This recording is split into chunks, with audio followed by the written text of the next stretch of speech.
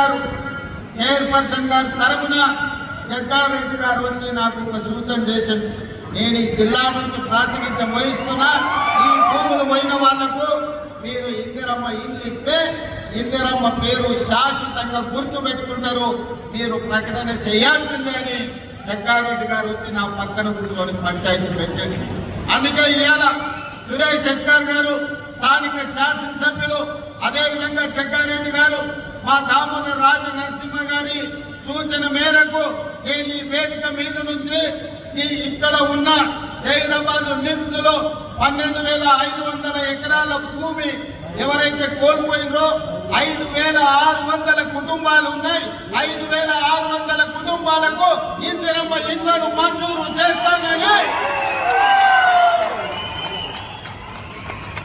మీ సొంత స్థలాలలో ఇందిరమ్మ ఇల్లు కట్టుకోవడానికి 5,612 కుటుంబాలు ఉన్నాయి.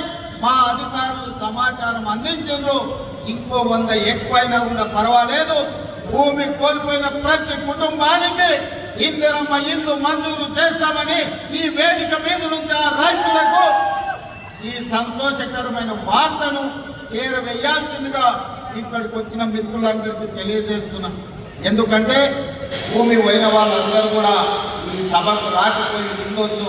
అందుకే స్థానిక పార్లమెంట్ సభ్యులు, స్థానిక శాసనసభ్యులు, అదేవిధంగా మా జగ్గారెడ్డి గారికి ప్రత్యేకమైన బాధ్యత ఇస్తున్నా.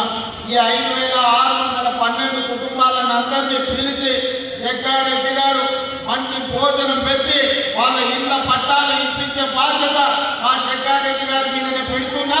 వారు వచ్చి ప్రత్యేకంగా ఇక్కడ ఒక ఫంక్షన్ హాల్ తీసుకొని ఆ కుటుంబ సభ్యులందరినీ కూడా పిలిచి వాళ్ళకు మంచి భోజనం పెట్టి వాళ్ళందరూ కూడా ఇందిరమ్మ ఇళ్ల పట్టాలు ఇచ్చే విధంగా కార్యక్రమాన్ని చేపట్టవలసిందిగా వారికి సూచన చేస్తున్నా.